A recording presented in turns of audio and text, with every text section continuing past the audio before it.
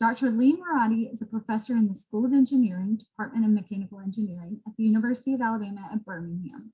He is also the Director of Engineering and Innovative Technology Development, EITD, at UAB School of Engineering. He has a BS, MS, and PhD in civil engineering with 39 years of experience in engineering design of complex structures and aerospace hardware. Through the EITD organization, Dr. Moradi manages multi-million-dollar projects for NASA in support of their cold stowage requirements on the International Space Station. He is responsible for administrative and technical management of a multidisciplinary division of 40 engineers and technicians. Dr. Moradi has extensive industry experience in the commercial, nuclear, DoD, and space industries. Within academia, he teaches undergraduate and graduate courses in engineering mechanics and systems engineering. Dr. Moradi mentors several master's and PhD students and serves on thesis and dissertation committees of several UAB students. Many of these span across School of Engineering departments, as well as other schools at UAB, including the School of Optometry. Before Dr. Moradi begins, let's take a look at this recent video highlighting the accomplishments of him and his staff.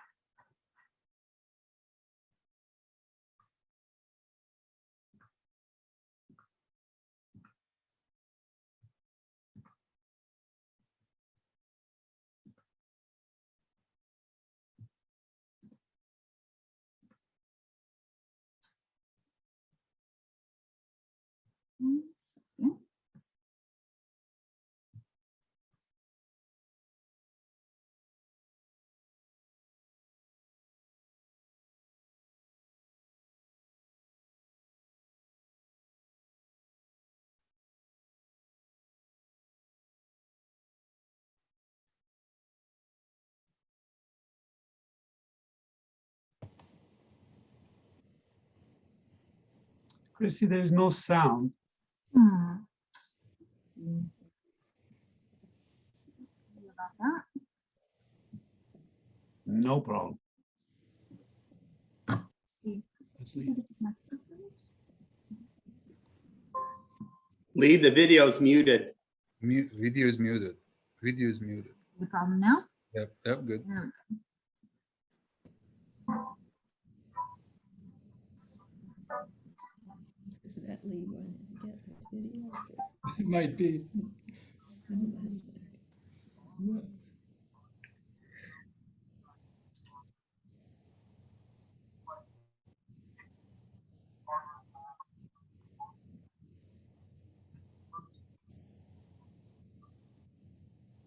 Christy, the sound is still missing. Yeah, I see.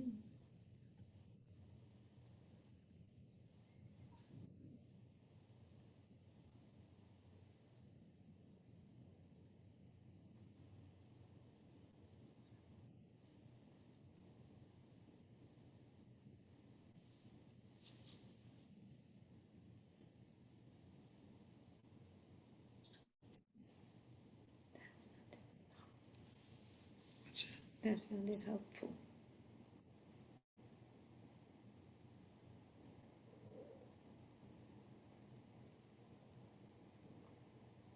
Christy, if you want, I can, since we don't have sound, I can go to my videos.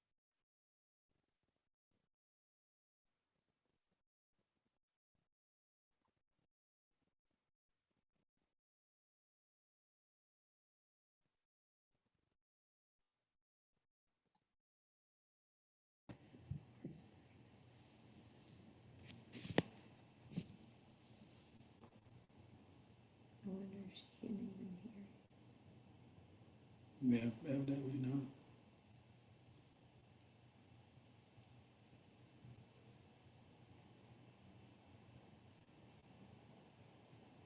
Oh, but there's no way to test this beforehand. There wouldn't be, surely. Not to do a rigorous test, I imagine. I may be wrong. Been wrong before. Allocation. Okay. I like the background of Christie's. That looks like it might, yeah, it's UAP in the background. That's nice. Oh, yeah, that's clever. You see that? Yeah, I like that too. Yeah. No audio, somebody saying. They must not have heard Lee. There's still no sound? Yeah, I don't hear anything. Does anybody else hear the sound? No, there's no sound. No sound. Okay. Christy, I can go to mine if you want. Is there still no sound? Looks like she doesn't hear us either. Yeah. Dr. Moradi, can you hear it?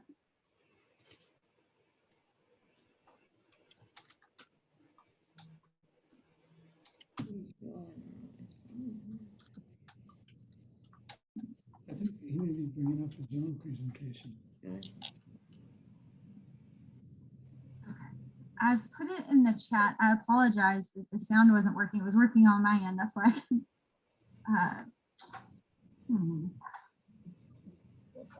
Christy, if you want, Remove my headphones. if you want, That's probably part of it. I apologize. Christy, can you hear me? All right. I think that fixed it. I apologize for the video. I could hear it on my end. I'm sorry because I took my headphones out. It set up the sound improperly. I do apologize. Since the video is not seeming to work on my end, Dr. Moradi, I put it in the chat. Would you like to share it or do you want to move forward with the other videos you have? Can you hear me? I can hear you now, yes. Okay. Yeah, I'll move on with the stuff that I have Okay. because it'll cover what you were planning on showing anyway. So I want to welcome everyone. Most of you are my friends, my colleagues. Thank you for taking the time to come to this Zoom tour of EITD.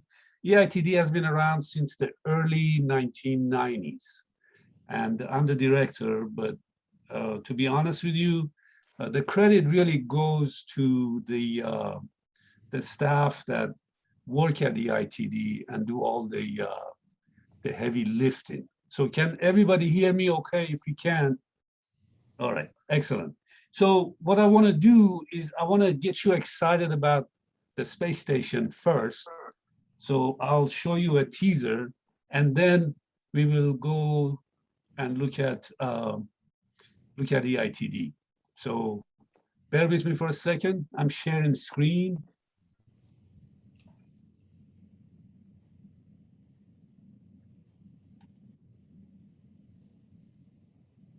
Can you see the screen? Yes. And rub it in. Again, kind of working it out to the end. So she's washing her hair on the space station in microgravity with no rinse shampoo. And I like to take my towel while I have the shampoo in there and just kind of work it. Because without standing under running water, you kind of need to use the towel a little bit to help get some of the dirt out. Now, his is real easy. Thank you. He's already done. And this guy is getting a haircut. You notice as he gets his haircut, it's all getting vacuumed in. And this guy is getting ready to go to sleep in his sleeping bag. What's on the menu tonight? Strawberry shortcake. Oh. That means butter cookies and some strawberries with a little bit of milk on top. And Chris, I'm gonna make one for you right here. And here's the strawberry shortcake ready for you, Chris. Oh, excellent. You can make a mess in space. Thanks for the help, Chris. So he's eating his casserole, I guess.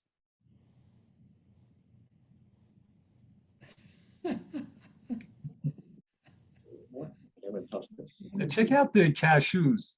They're floating inside the bowl.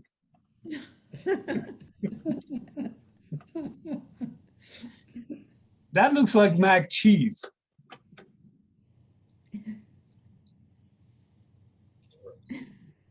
And this is honey. Honey coming out pretty well there. There we go. Like just the right amount. What was that? honey, first pancake. So the space station is basically made of, it's a laboratory full of devices, engineering devices. There's a little experience out of a spaceship using a bulking hammer, but not a good. That's too much.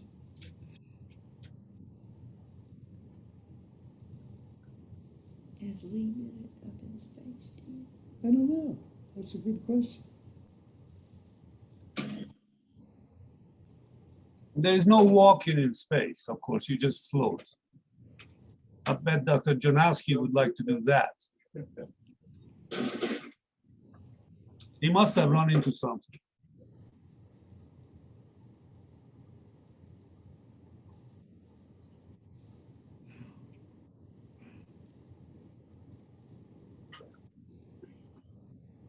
Now let's try it backwards.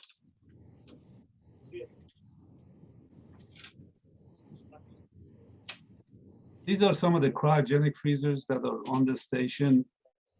And what they're doing is they're taking the samples, they're gonna bring them back.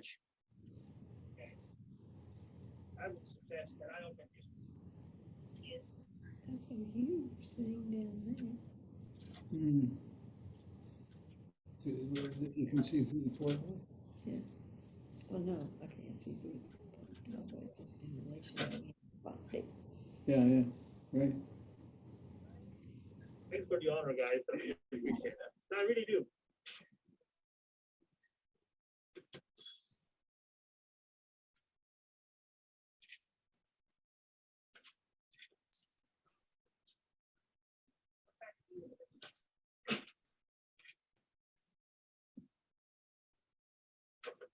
How's she look? Kind of cold.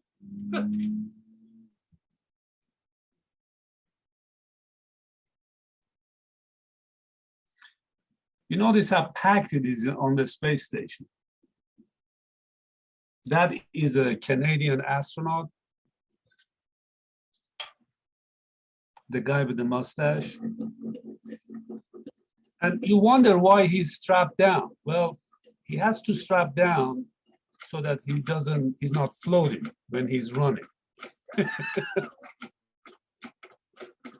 They have to exercise at least 3 hours a day on the space station.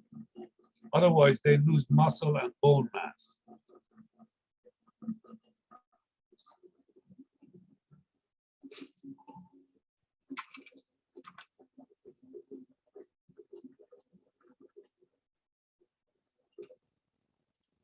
Okay, so that's the end of that little video. So hopefully now I got The you. most common question we get asked as astronauts is how do you go to the bathroom in space? Sorry. We can watch that video too if you like, but it's not very pleasant. So now that I got you excited about space, hopefully, I want to share the screen and show you a little bit about EITD. As I said, we've been around for 30-something years, 30 years or so.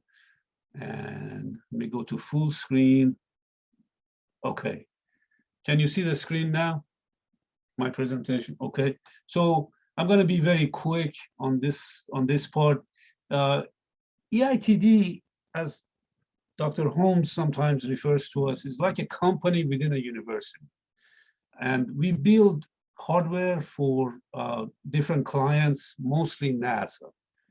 And so we start with a concept, and then by the time we are done, we deliver the hardware and it works. And for the most part, we also maintain the hardware on site. So here is, for instance, Polar. We have over 20 of these freezers. They cool to -95, and they have flown numerous times in space. In fact, if you were to take all of the EITD hardware and add the time that they have spent in space, I believe you would come up with 63 years of service in space. These are based on the number of hours and how many pieces of hardware have been up there. Now, the beauty of polar is it cools to minus 90, 95 on 75 watts of power. So it is extremely efficient. In other words, the power of a very small light bulb. Now, you may say, why do they use these freezers on the space station? It's because they do a lot of testing with biodegradable samples, and they don't want the samples to rot before they come back or to biodegrade. So they freeze them. Here you see a number of MERLINs that cool to minus 20 on the space station in different racks. And MERLINs use about 78 watts of power to do the cooling. They're as big as your microwave, and inside is basically an empty space. I'll show you some videos shortly. This is GLACIER, which is twice as tall as the polars. So we call it a double mid-deck locker. And it cools to minus 160. At minus 160, you freeze molecularly. If you put me in GLACIER today and you take me out 1,000 years from now, I look exactly the same. I'm still ugly, but I haven't changed at all. So GLACIER cools to minus one, actually can go to minus 185 on about 300 watts of power, because it's bigger, it's a much bigger volume. And this is polar, we've already talked about it. This is Glovebox. It has two different configurations or two different pieces of hardware. One, the top right is what we call the Glovebox freezer, and the lower left is what we call the cryo chiller freezer. These guys cool to minus 190, and they rapidly freeze a sample. If you ask Chris Brown, who flew some plant experiments to space, he'll tell you that in plants, biodegradation happens within seconds. So what they like to do is freeze the samples very quickly. These guys can freeze a small sample of fluids in 5 seconds and a whole carcass of a mouse in 5 minutes to minus 80, minus 90 degrees. And all of these temperatures are Celsius or centigrade. Again, the rapid freezers, they run on 75 watts of power. And this is the latest one, Iceberg. We're building 6 of these. They're all finished. Quite a few of them have been to the space station, and they basically cool to minus 95 with 75 watts of power. But they're double mid-deck lockers, so they're bigger. And they stay on the station permanently. They don't come back unless they have problems. So I'm gonna stop this presentation very quickly and then show you some videos.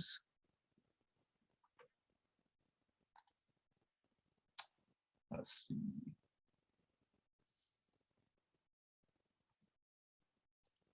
Okay, hopefully you can see my videos. If you can, give me a thumbs up. All right, I'm gonna play you the first one.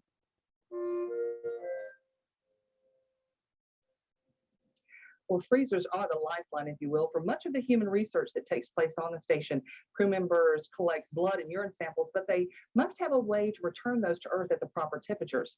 That's where something fittingly called polar comes in. Polar units are being tested here at the Marshall Center. Like many other payloads before, Marshall has the facilities to simulate launch conditions and make sure that these payloads are ready for launch as well as operating on the station. I caught up with some of the engineers to learn more about Polar. I'm here in what's called the Shaker Room with Josh Dunn, and he is the systems engineer at the University of Alabama at Birmingham. And Josh, what are we doing here in the Shaker Room? You're testing something called Polar. What is Polar? Well, Polar is a freezer that was designed and built by the University of Alabama at Birmingham.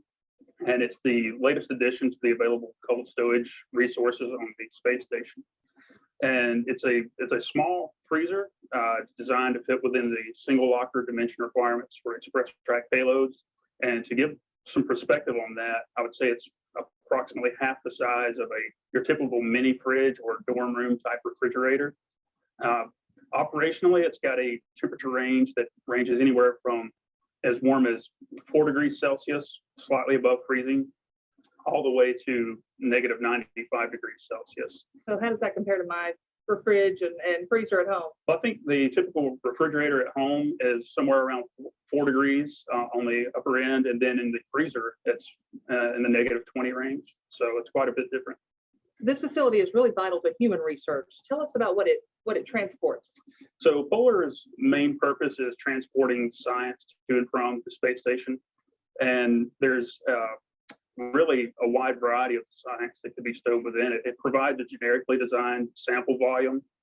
So pretty much anything that requires transportation in a thermally controlled environment can be stowed within it. Typically, biological samples such as blood and urine specimens are what is stowed, but it's certainly not limited to those types of samples.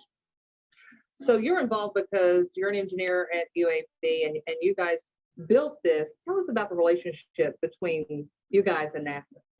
So the UAB and NASA relationship goes back several years. The engineering division of our center began supporting development of protein crystal growth hardware for experiments on the space shuttle.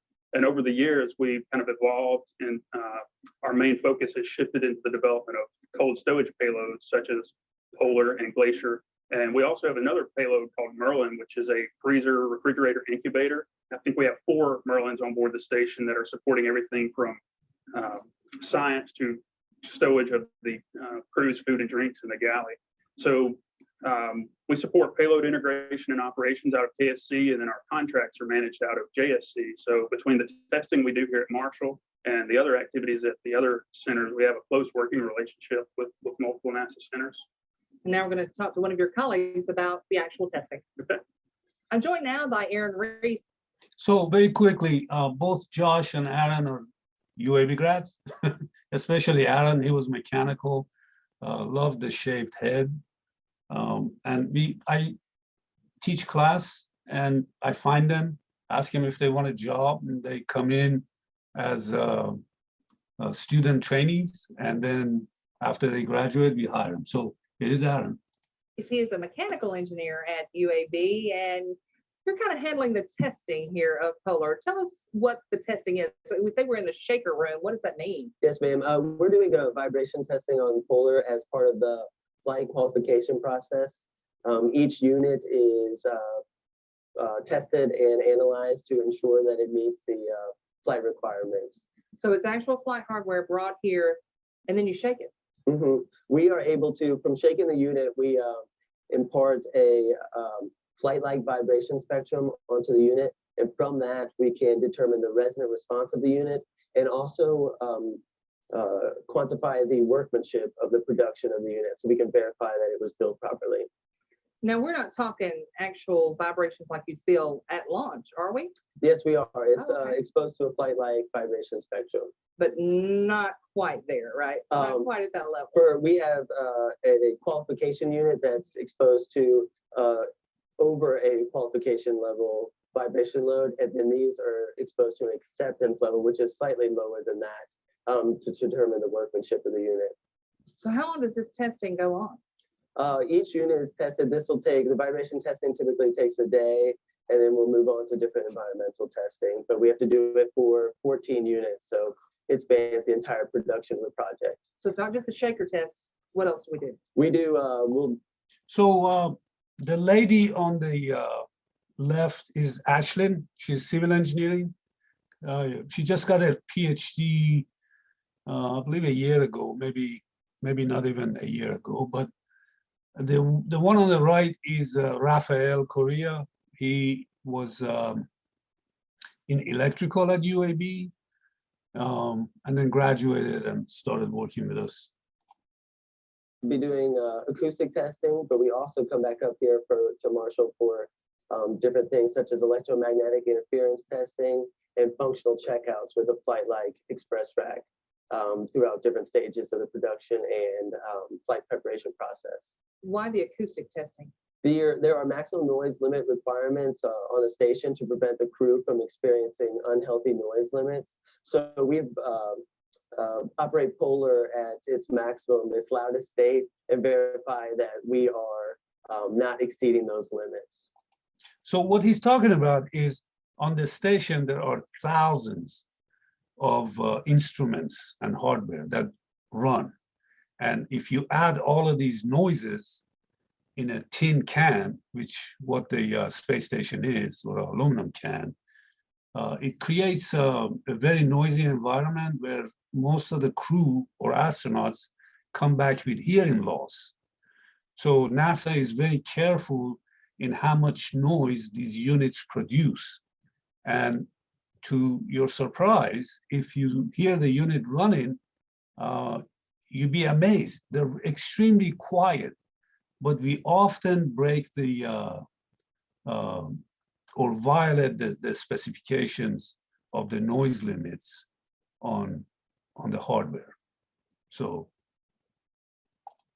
what's it like for you working with this actual flight hardware and really helping with the research program?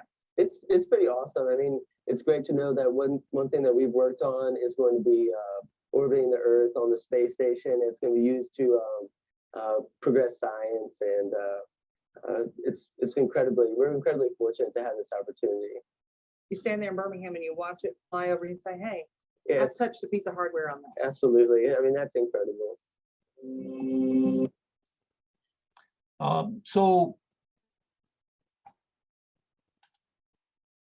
Aaron Rees actually, after about 5 years, he found a job with Boeing.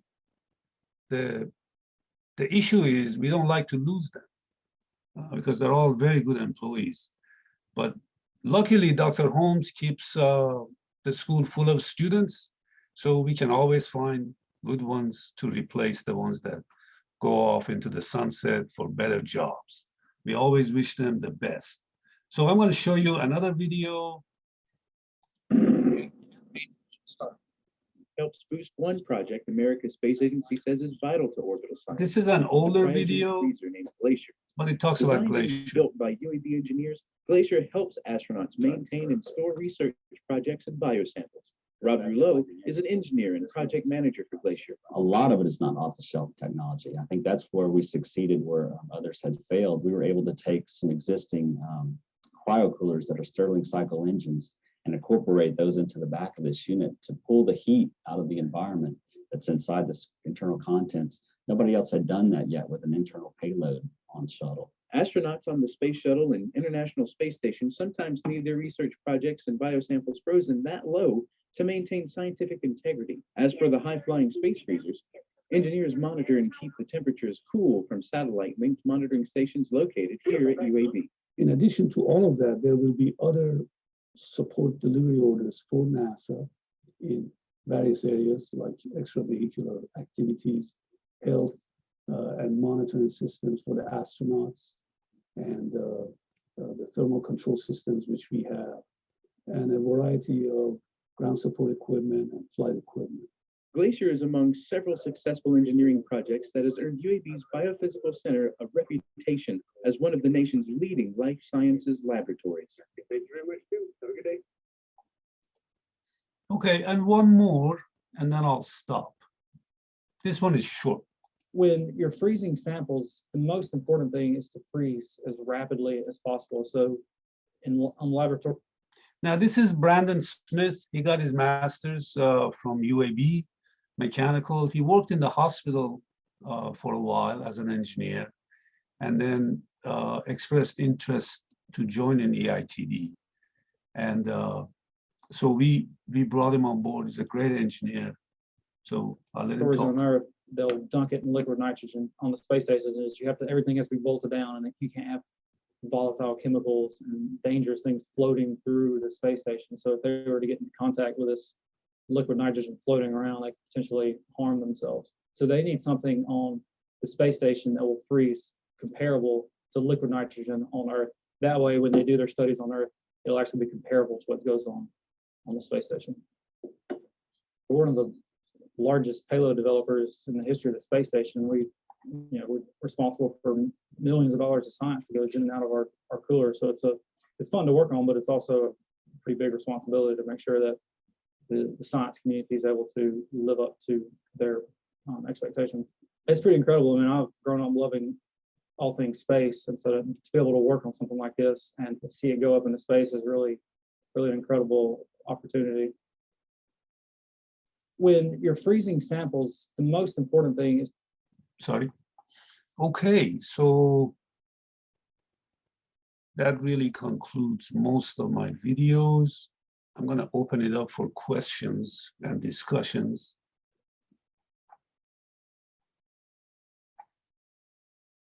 Dr. Jonowski, you always have questions. Not me. What's the most fun thing you've done? Actually, watching a shuttle launch way back when in person. I was probably, I don't know, a quarter of a mile away, and when it lifted off, it's like it takes a piece of you with it to space. But anytime we finish one of these projects and they go to space and they perform like they're supposed to, it's great fun. We're just space geeks, love space, all things space. But yeah, I would have to say that was extremely exciting. We've had, by the way, we hire from all the disciplines. So we have folks from material science, Judd Dunlap and a few others, and folks from electrical, from mechanical, biomedical. Let me show you one thing very quickly.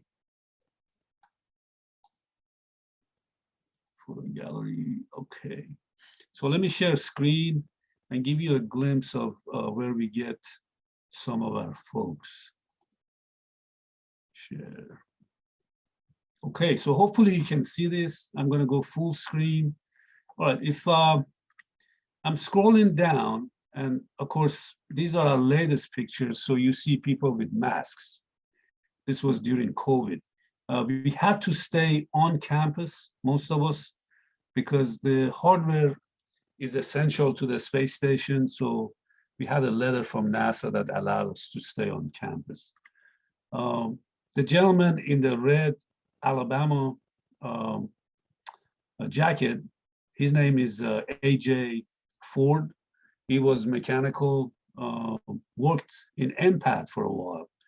And Steve Thompson called me and says, hey, I got this really bright engineer. You need to hire him. So AJ is with us now. Henry on this side is a master technician, electronics technician. This is Josh Dunn. You saw him earlier. Now, we also do our very best to hire ladies because, you know, they are just amazing. In my opinion, ladies can multitask a lot better than guys can. Of course, Dr. Walsh's wife is going to enjoy that, right? And Christy. But they do amazing work. This is Emma right here, and this is Laura. Emma is biomedical, and Laura is mechanical, both UAB graduates, okay? This one, the blonde-headed lady is Brittany. She's civil, UAB graduate. She graduated, she looks very young. These are some more pictures of her down here. She graduated, I think 11 years ago. This is David Cooper. Some of you probably know David Cooper. He's getting his PhD in mechanical, UAB graduate. I saw him in class when he was working for Coca-Cola Company to make ends meet. And I said, hey, Coop, because he was so bright. I said, Coop, you want to work at the EITD? He says, sure. What do you guys do? Next thing you know, he is here doing great work. And there is Judd. The picture is a little dark. That's Judd Dunlap, the material science guy. He does a lot of finite element modeling for us, as well as running the remote operations command center. Let's see, I need to go, let's go this way. There's Judd again, a lot of pictures of Judd. These are some of the hardware in the lab, getting ready to go. And there's Chris Hall. Now, if you want to see what the hardware looks like without the facade on the outside, in other words, you want to see the crux of your microwave oven, for instance, this is what it looks like. The big silver box, it's not silver, but it's stainless steel, is the cold volume. Inside is completely empty. This little gadget here is the cryo cooler or Stirling engine. This is the heat exchanger. And so what the Stirling engine does is it has a piston running electricity through it. The piston goes back and forth. That compression of the gas, which is helium inside the cryo cooler, creates that thermodynamic effect where you lift the heat. And so the heat from inside the cold volume is lifted out and you create coldness. And these Stirling engines, they can run 300,000 hours without failure. They're extremely robust. Okay, this is Joe Moore, electrical from UAB. Okay, I found him at a conference. We went with Lakeshore Foundation, Dr. What is his name? I forget his name. He's a great PI at UAB with the School of Public Health, and most of his work is at Lakeshore Foundation. Anyway, Joe and I and Sam and the PI were at a conference in DC, and Joe worked all night to get the hardware ready. And I was like, I need this guy to work at EITD. So I asked him and he joined us. Great engineer. That was Brian. We do all the electronics in-house. So these are really master technicians. We have 2 quality systems, ISO 9000 and Aerospace Standards 9100. So we can really compete with industry. We compete with Boeing, with Lockheed and others. This is Heather Creel. A lot of you know her. And so I'm going to stop here. All right. Hopefully you enjoyed the little tour we had today. Dr. Mirbozorgi, you always have questions. Yes, it was great actually. I'm happy I could join and attend the presentation. It was excellent. Sorry. So my question is related to those freezer and in a larger scale to the whole space station. You produce heat for cooling the system. And in the space, there is no way that you radiate the heat. What's going to happen there? Because we absorb energy from solar, cell or other sources. It's going to be converted eventually to heat. What's going to happen in a long term? Right. There is a lot of heat. How you convert it to another type of energy or radiate it? Or... Excellent question. We actually don't convert it to anything. When we pull the heat out, we release it into the avionics area of the space station. Of course, the space station is cooled. Okay. So yeah, so it has air conditioning and outside of the space station, if the sun is not shining, is extremely cold. But we don't really exhaust the heat to the outside of the space station. It just goes into the space station, and then the station air conditioning system takes care of. There is no air around the station, so how the heat gonna be transferred? Oh, inside the station, there is air. There is oxygen. No, outside of the station. So eventually that space station need energy, and every energy gonna be converted to heat. I mean, electricity or something like that. Definitely, I know about that. So because it is a cold environment, it doesn't mean that we can transfer it to something. I mean, for transferring it, we need molecules. Am I right? So Right. there is no molecules around the space station, and how we can radiate or I mean, I don't understand that part. Inside the space station, yeah, it is very big. So maybe that much energy that So consumed is not big deal. your question is, how do we exhaust air or anything outside of the outside of the space station? Is that what you're asking me? No, let me explain it in this way. If we have a bottle of water Yeah. in the space, nothing around that, it receives energy from sun. Right. And after maybe a century, it's gonna be boiled and gonna be explode, because there is no way to dissipate the energy. Dissipate the right. No, that's a great point. I don't know the answer to that. Okay. Sorry. Google it and see what you find out. So I following by do. that. Go ahead. I'm sorry. Yeah. So following by that question, how much heat does the cooler that you guys have produce? How much? Yes. That's an excellent question. We don't really have a good measure. What we do know, the Stirling engine itself does not really produce a lot of heat. What it does is, as it compresses the gas inside, which is helium, as you know, laws of thermodynamics, when you compress gas, you change the temperature. And that change in temperature then is transferred to the head of the piston.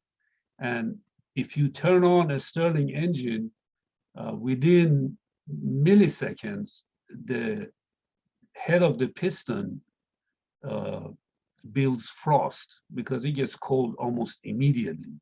So then we take advantage of that cold head to remove the heat from inside the unit and exhaust it to the outside of the unit. That way we can get the inside of this, what we call freezer or refrigerator, cold. Okay. And so I since no one's asking any questions, about weight, I'm not sure how much weight matters in the International Space Station. So how much does each of the unit weigh? Excellent question.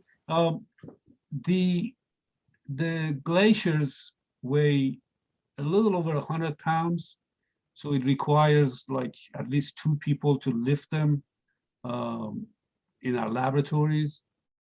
The smaller stuff weigh about 50 pounds. So like one person can lift them. Now, sometimes the ladies, we tell them to be careful because we don't want them to hurt themselves.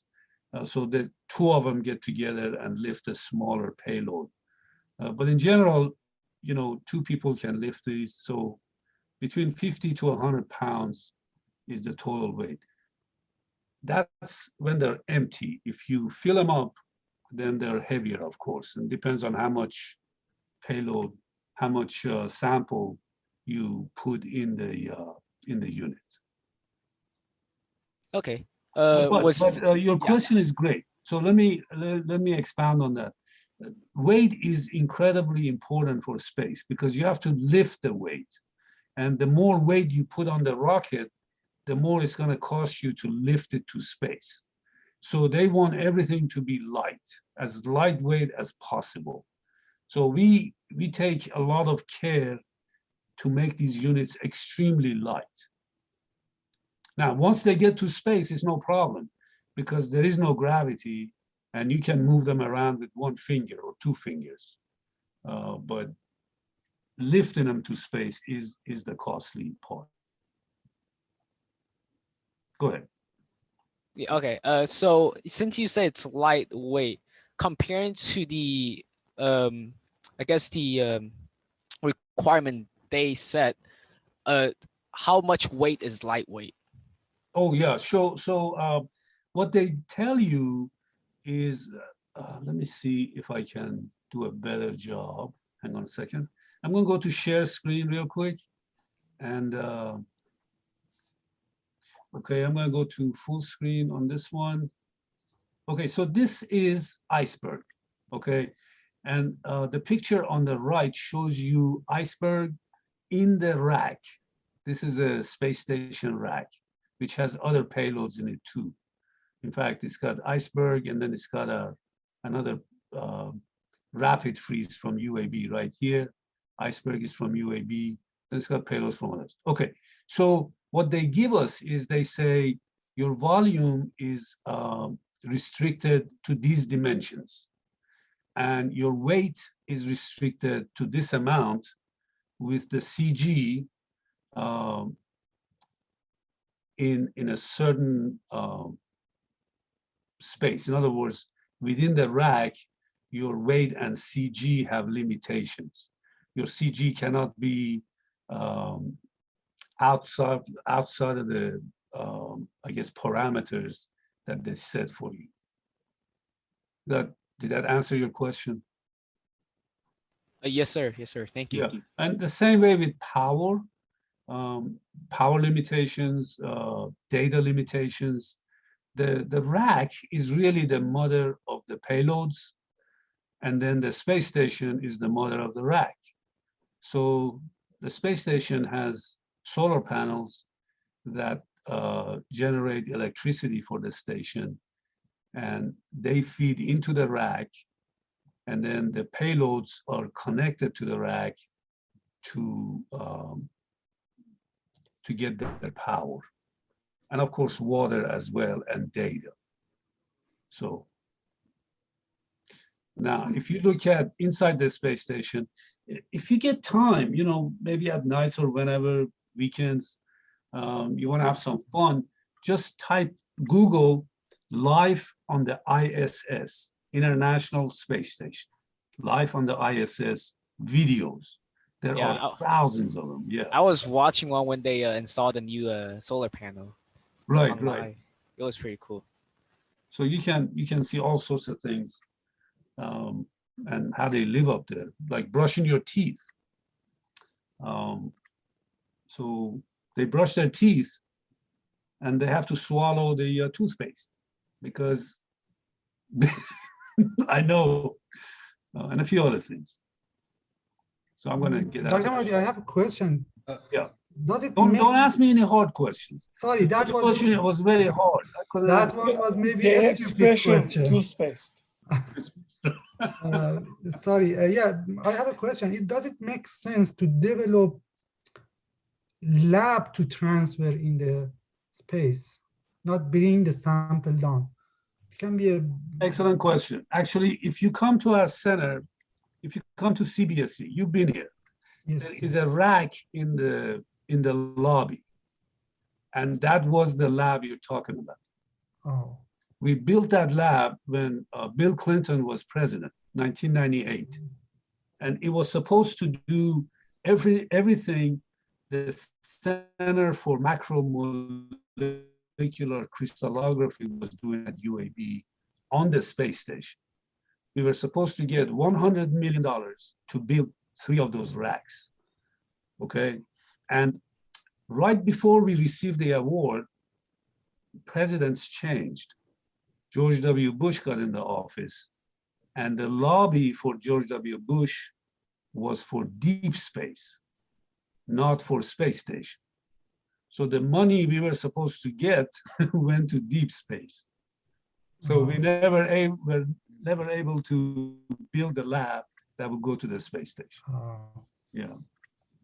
So yes, it's a great idea to do that. And there are labs on the station.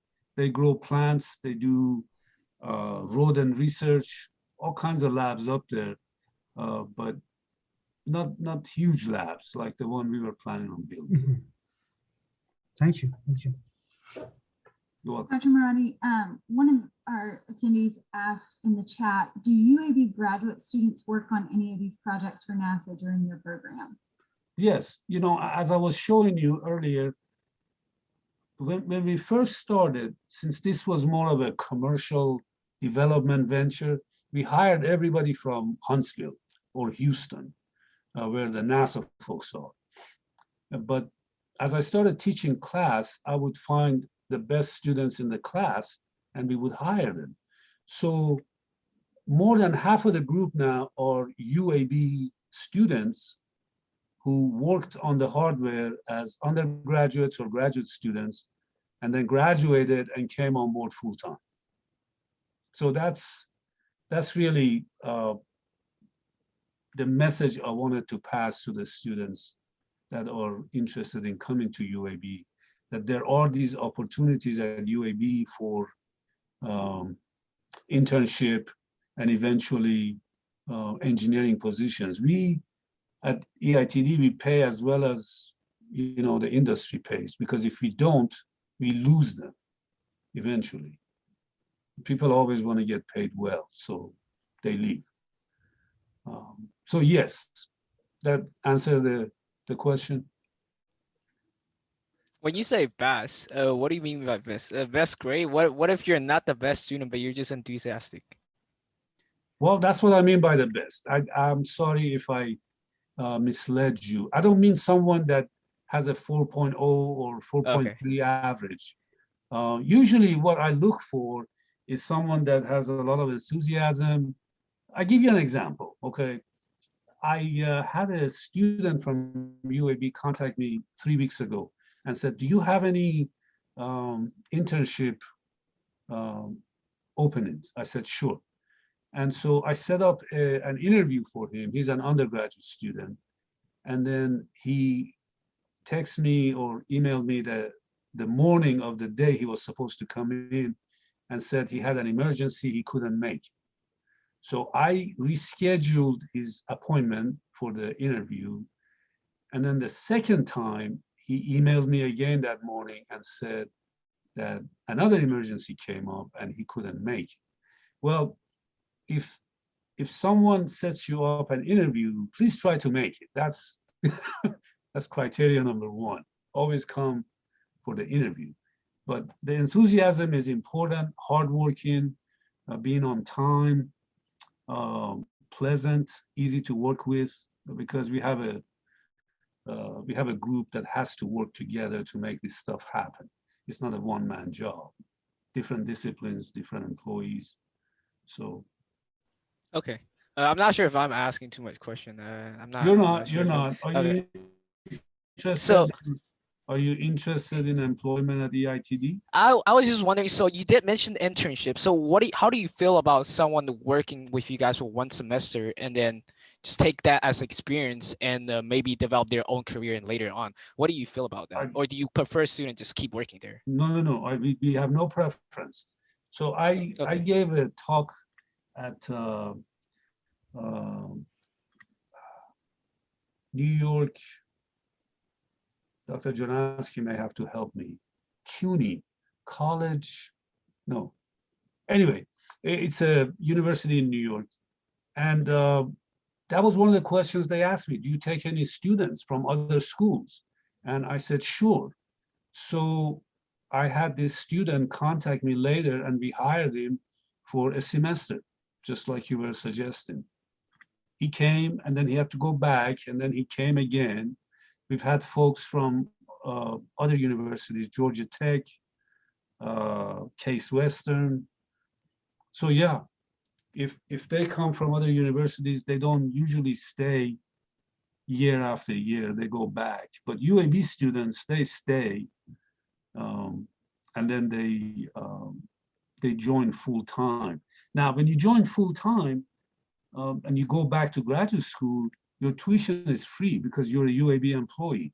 So a lot of our employees take advantage of that. Okay, that makes a lot of sense. Thank you. Surely. Dr. Moradi, I've got a question. Oh my God. Okay, so this is Emma Latham, okay? Of course, she's married now, and her last name has changed to Godwin. So I disguised myself. Yes. Yeah.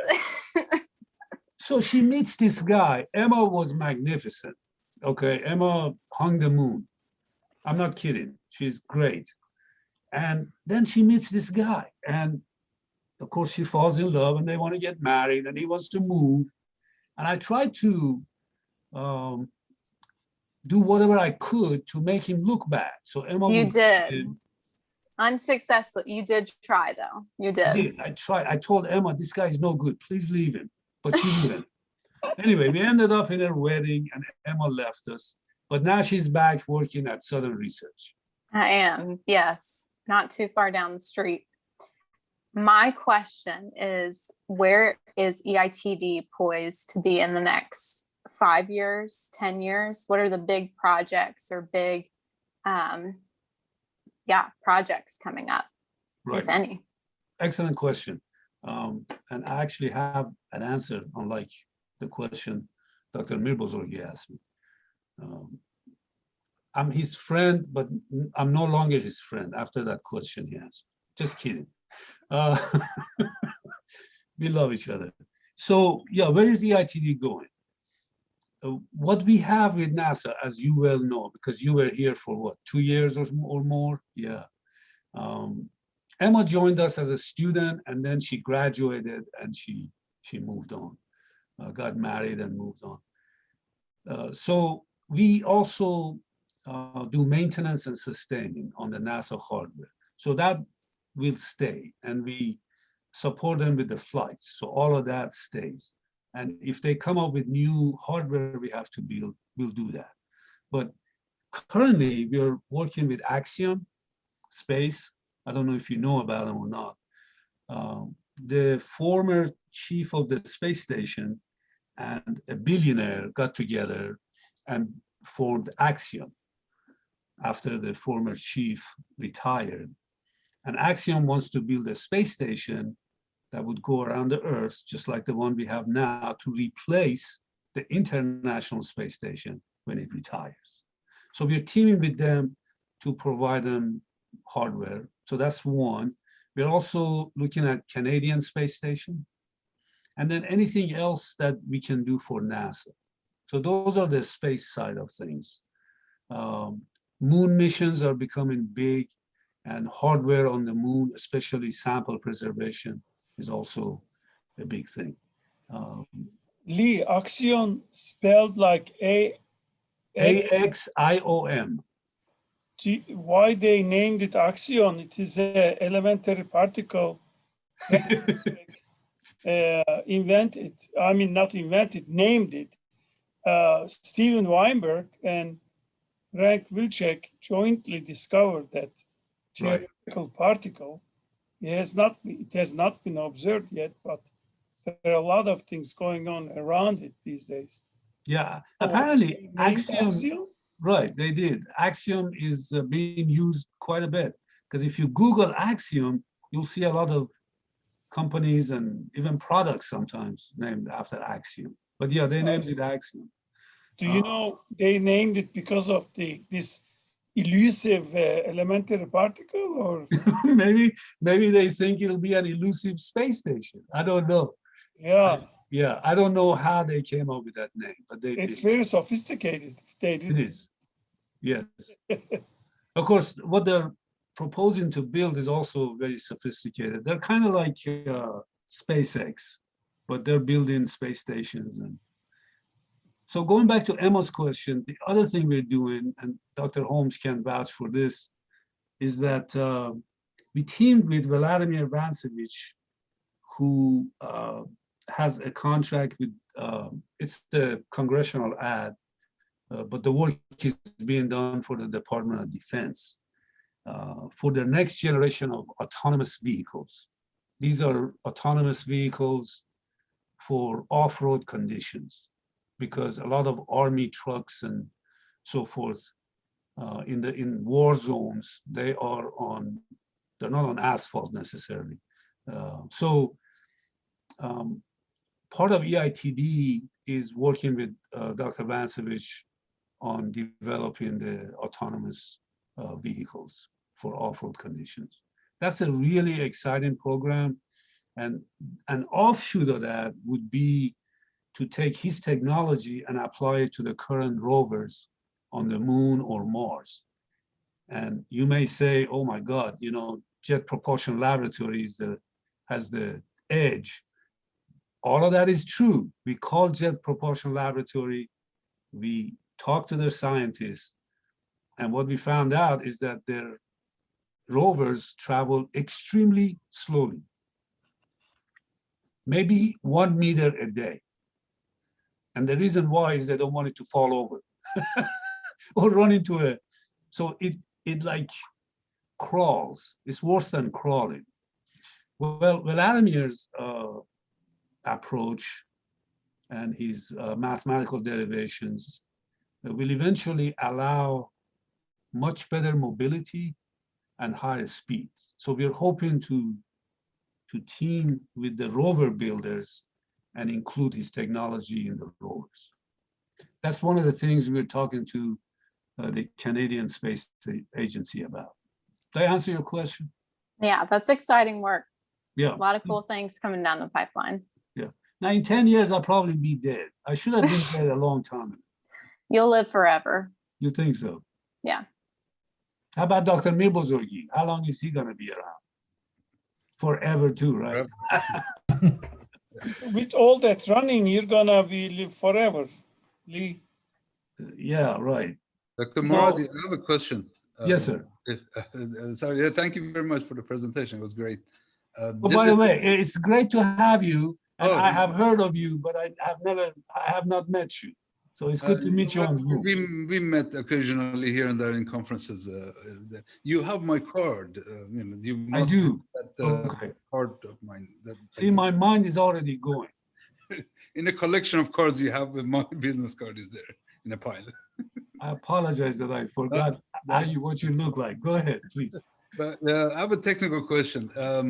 Traditionally, all refrigerators, they're freon based, evaporation, condensation, all this. That's all the refrigerator I've seen. Yes. So what is this Stirling engine? What is freon? Why is it working? Yeah, so the Stirling technology is actually very, very old. Look it up sometimes when you get a chance. And don't ask me any questions about Stirling technology. Okay, no. I only know that they work. Okay, we don't build them here, we buy them from. Buy the whole engine. Excellent. So you're an expert. So you know inside the medium is helium gas. At least the ones we buy. It's not freon. Right. Okay. So the reason we went with the Stirling is because it uses very little power to remove a lot of heat. Okay. Unlike the compressor, the Stirling is super efficient and super robust. As I said, it'll run 250,000 hours, 25 years solid without breaking. So that was the reason we went to the Stirling. Then when the technology was developed and NASA was happy, we went to Viking in Mississippi. Viking builds the high-end refrigerators and appliances. Yep, I know. And the chief engineer was a ex-NASA employee. She loved the technology. But the vice president said, we can't go with the Stirling because we have to change all of our assembly lines. But they seriously considered it. In other words, the next generation of... You're answering my next question. Right. Why don't we here on Earth do this? Yeah, so we went to... Too expensive or something? Maybe. Well, the Stirling engine is expensive. Okay. But we went to India. We said, let's go to India. India loses 30% of their produce from the time that they harvest the produce to when it goes to the market. They lose 30% or more. Because of the heat and lack of refrigeration, right? You got it. Yes. So India was like, oh, wow, this is great. Let's use the Stirling. We'll have these pods. We'll use Stirling engines with solar panels, and we'll save all this food. And the labor in India would have been very cheap in order to build the Stirling engines. So the plan was to build the engines there so that the price would come down. But then when it went to the Indian government, nothing happened.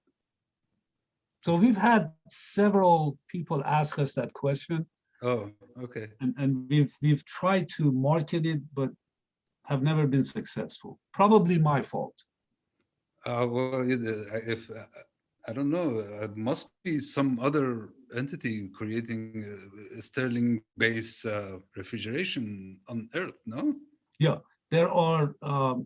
There is a couple of companies that have done it. One built a cooler, you know, for like carrying your beer or your Coke or whatever. It didn't sell that much. $40,000 cooler. Yeah, I don't think that's a good sell. No, it was about, I don't remember the price, $1,600 or whatever. Yeah, for a cooler. Yeah, I don't know. Maybe I just that was a put $2 ice in it and take the beer. Yeah, all right. You're right. So you don't have a Stirling engine laying around I play with, right? Oh, I knew you were gonna. Yes, we do. That's the whole question. Was that actually this? Get to you were whetting my appetite to get the free Stirling engine. Very nice. Don't have to play with it. So we do have some laying around. Great. Let's touch base after this, maybe tomorrow or the next day, and sure. I'll see if I can round one up for you. I'm in Birmingham these days, so okay. Yes. Great. Thank you very much for a great. You're welcome. Now I gotta go find the answer to Dr. Mirbozorg's question. What happens in space? Everything's gonna blow up. I don't think anybody can answer that question. He has to go up there to find out. I was thinking, actually, the condition of the Earth is same. It is isolated too, but it survived for a long time. Maybe same thing happened there. I'm not sure. Well, first of all, by the way, yeah, in the vacuum of space, you know, the bottle you were talking about, it cannot have a cap because eventually it'll blow up. But yeah, I'm not sure how the heat transfer happens. That's a good I was thinking maybe some kind of radiation happened. That's gonna be exciting, and we can research a little bit on that and use that radiation. If you have a bottle filled with water in a space, doesn't immediately explode because it freezes immediately? Well, yes, it could freeze. I mean, minus million degrees, or if there is no sun, and then it's going to be so vaporized that you can't even see the water. Yeah, there you go, Dr. Mirbozorgi. That's your answer. Your answer. But if it receives energy, after a century, something gonna happen. It's gonna be absorb, and probably it's capacity gonna is limited. Come down to earth and burn, and nobody's gonna see. It's gonna be like a blip, done. I'll ask around, see what I can find out. Thank you. I think Google has that answer. It seems like answer? it seems like there is a radiator on the ISIS that dispenses the heat. So okay. I think Google has all the answer. Oh, okay. Interesting. It's Dr. Moradi, I have to go meet another group. Understand, everybody. Presentation. I have seen everything in real in your place, but still it was nice to hear it. You know.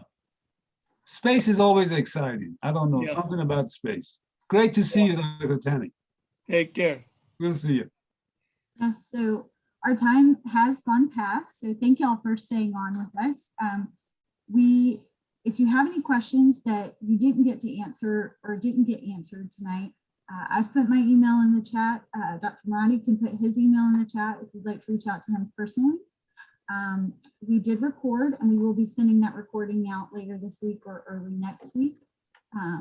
And thank you all. Thank you, Dr. Moradi, for the presentation tonight. It was wonderful. A lot of great information. Thank you for how you represent UAB. And thank you all for joining us tonight. We really appreciate it. And with that, we wish you all a good evening. Again, thank you for your understanding with the technical difficulties, and hopefully next time we won't have any more problems. So, no problem. Take care, everybody. Great to see you. Thank you. Great to see you. Thank you for presentation. It was excellent. Bye-bye.